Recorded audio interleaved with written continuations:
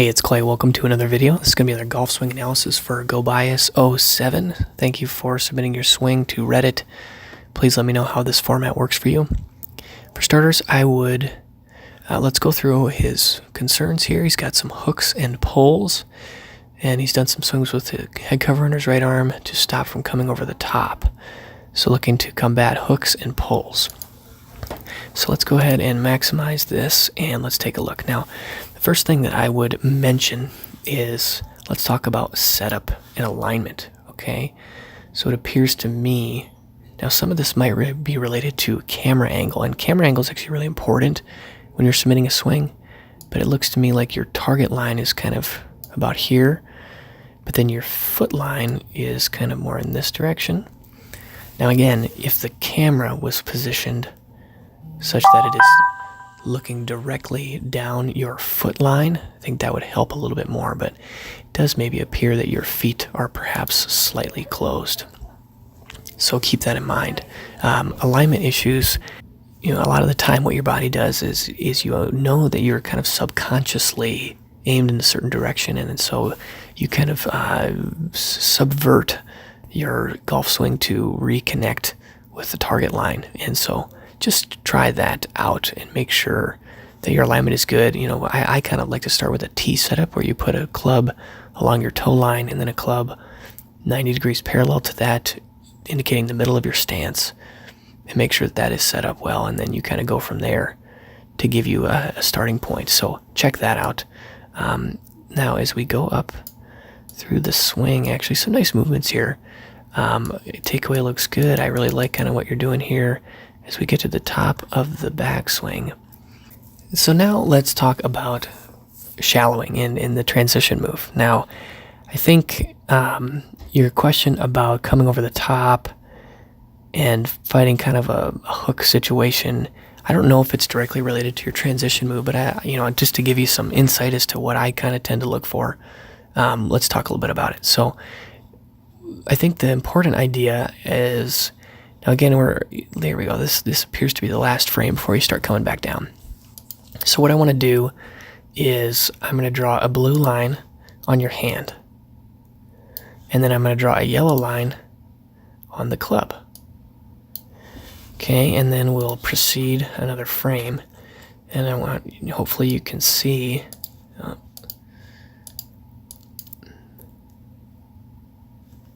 kind of hopefully get an idea of what I'm referring to.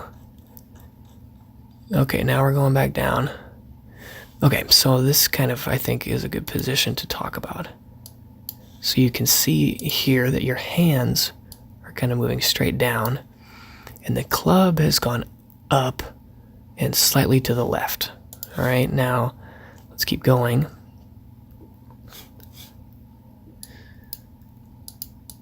Okay, here's another frame. Now I think this is probably where, again, your hands are moving kind of downward, which is totally fine. But then what I'm most interested in is the position of the club moving kind of in this upward direction. Let's go again forward here and draw this line. And then this hand path. So I think you can kind of see what I'm talking about here. Now, I think that the most, when we talk about shallowing, I think the idea would be that the club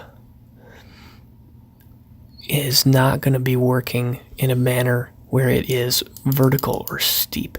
Instead, it is working outside the hands maybe a little bit more than it is. So what I'm thinking is that instead of, so I'm going to try to draw what I see. So this is kind of the path that the club head takes. And I think what might be a little bit more optimal, and again, this is subtle, it's not a big change, but that would be more moving more horizontally and then more behind you. Okay, so let's talk. What I want to do now is actually pull up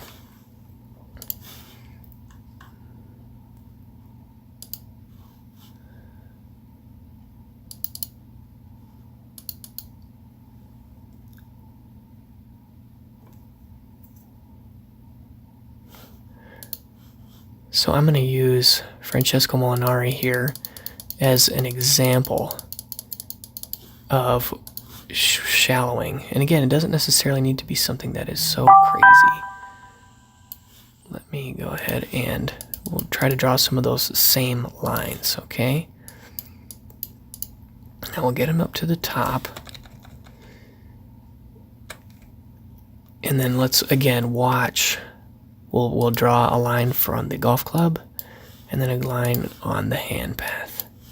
Okay.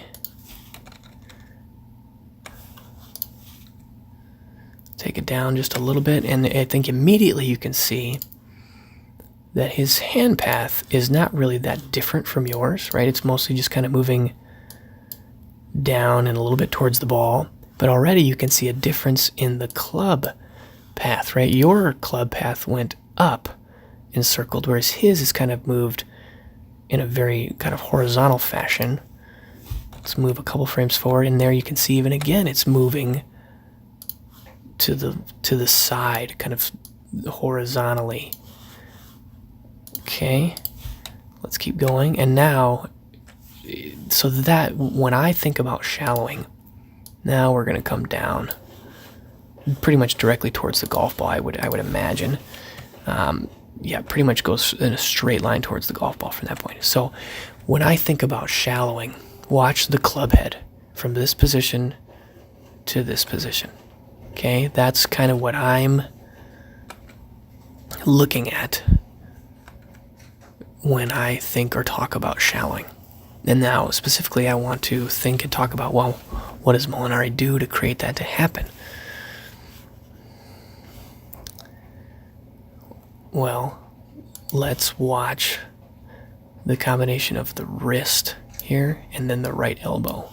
Okay, so as he moves in, you can see the right elbow has really moved in and in front of his, this is really kind of getting to the front part of his hip.